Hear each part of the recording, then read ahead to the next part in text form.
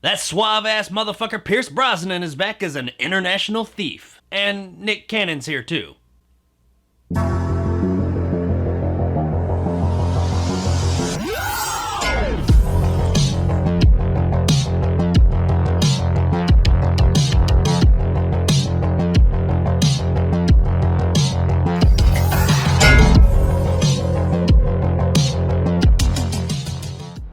The Misfits is brought to us by director Rennie Harlin and stars Pierce Brosnan, Nick Cannon, and Tim Roth. We follow Richard Pace, played by Pierce Brosnan, a world-renowned thief. But he's not just renowned for being a thief, he's also renowned for being able to easily escape prisons. And because of this, a band of modern-day Robin Hood-esque criminals recruit him so that they can break into a prison, steal millions of dollars of gold that's headed to terrorists, escape, and give it to those that need it. And while reluctant at first, seeing as how, he's a criminal and all, so he's in it for the money and they're gonna be giving it all away, he eventually concedes and joins their little merry band so that he can do some good in the world. So now we get to see this heist of a lifetime be taken on by Pierce Brosnan and Nick Cannon's band of Misfits. The Misfits sees itself as a hyperactive, adrenaline-infused Guy Ritchie-esque crime adventure. And it does try to be something along those lines. The movie does try to be clever. Unfortunately, for the most part, it's just not. Pierce Brosnan as our main Richard Pace, for the most part, is pretty good in this role. It's not his best role by any means, but he does fit into that role of the international suave thief really well. A lot of the problems actually start with all the other characters in the movie, such as all the other members of the Misfits. None of them seem like they have any real depth. Now, I don't need them to have like the deepest stories in the world, but they just seem like they're there for one thing and one thing only. And that's because they are. Each of them has a task, they have a thing that they do, and that's all their character's about. That one thing, they do it, and then they have no real purpose whatsoever. And for the most part, it's whatever, you don't really care. But Nick Cannon's character, I really hate to rag on the guy because I know he catches a lot of shit, but he was really grating in this movie. I can't help but feel he injected some of his character's traits into this movie himself. Like, I don't think some of this stuff was in the script. I think he put it there. His character apparently is known for like being a master of disguise, if you will, and he dresses up quite a few times in the movie, and I think he thinks all of these characters he's playing within this character he's playing are really funny. But they're just not. There's not really much comedy at all to any of these characters he dresses up as. And I'd be okay with that if they served any other purpose to the story, but they just don't. And there is a fair amount of screen time devoted to his character dressing up as these other characters and doing their shtick. And they're just not funny, like at all. One in particular is more grating than all the others, and that's a health inspector character he plays, and that is probably the most predominant of all of them. These scenes are just really hard to watch. You're just kind of thinking to yourself, when the fuck is this gonna end? Please move on. And the reasoning behind what his character's doing, and even more so what his character ends up doing, or at least convincing someone to do, is pretty fucking ridiculous too. And that totally unbelievable ridiculousness goes into the story as well. Now I know I am someone sitting here ragging on this movie for its ridiculousness when I just recently reviewed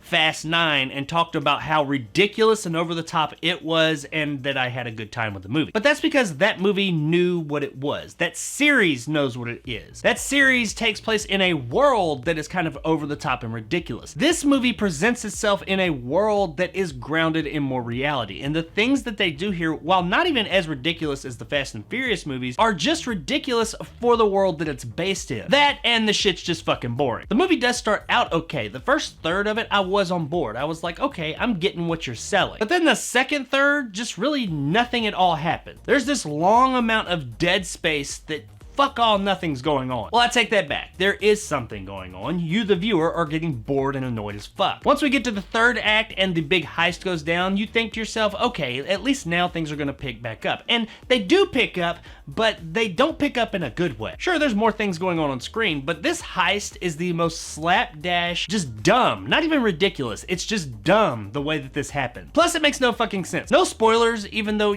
none of you are gonna watch this fucking movie, but let's just say there's a thing, there's some stuff that they are stealing, and the way that they get it out of the prison proportionally just makes no fucking sense. On top of that, back to the way that they get it out, the way that they make that happen would not work. Like in the slide, it just wouldn't happen. That doesn't work that way. All I'll say without spoiling anything is those do not get hot enough for that. If you see the movie, you'll know what I'm talking about. Everybody else, don't even fucking worry about it. It's not worth it. But even after all that, we have these big chases and action scenes, and they just are devoid of any fun, and they're just stupid. They consist of cars and motorcycles raging through the desert, like jumping dunes and doing all this crazy stuff. All the while, Nick Cannon is sitting in the front seat of a vehicle, just going over the top and screaming and yelling and just being fucking ridiculous, you know, like Nick Cannon does. What the fuck happened to that guy? Everybody else just seems pretty fucking bored with what they're doing. They're just kind of there, reading lines, making a fucking paycheck. And we conclude with an ending that's really just contrived, ridiculous, and devoid of any real fun. Overall, there's just not really a lot to like here. I mean, the movie looks okay, I'll give it that. Renny Harlin knows how to shoot a movie, and at one point in time, I would have said Renny Harlin knows how to shoot a good movie. But that was years ago, and now I'm starting to doubt that. Guys, overall, The Misfits was a big disappointment. I don't know what exactly I expected out of this movie, but it wasn't this. The characters are shallow, boring, and performed with zero gusto whatsoever, with the exception of Nick Cannon's character. I'll give him that much. He does perform with a gusto through the roof. It's just annoying as fuck. The story goes from okay to bland as fuck to just fucking dumb. From a technical perspective, the movie's okay, I guess, but from an entertainment perspective, it just kind of sucks. While it's not an absolute dumpster fire, at best, check this one out on USA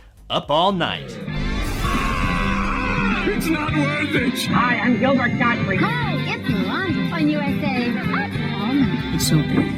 It's just not worth it! I feel like they had the bones of an entertaining movie here. Like they had all the pieces and parts that they needed, like in front of the camera and behind. Except for Nick Cannon, he could have gone the fuck on. But they're just missing a story that everybody could actually be more enthusiastic about. So unless you're just like a hardcore Pierce Brosnan or Nick Cannon fan, I can't really think of much of any reason for anybody to give this movie a shot. So there it is, guys, my review of The Misfits. If you enjoyed and want more content like this, hit that subscribe button and help my little channel grow. If you want to help out my channel, check out my Patreon in the description below and become a jarhead and get some of the awesome benefits like these guys. If you liked what I had to say, give me a like. If not, let me know in the comments below why. And as always, stay sexy, Abby Dabby. I don't date men.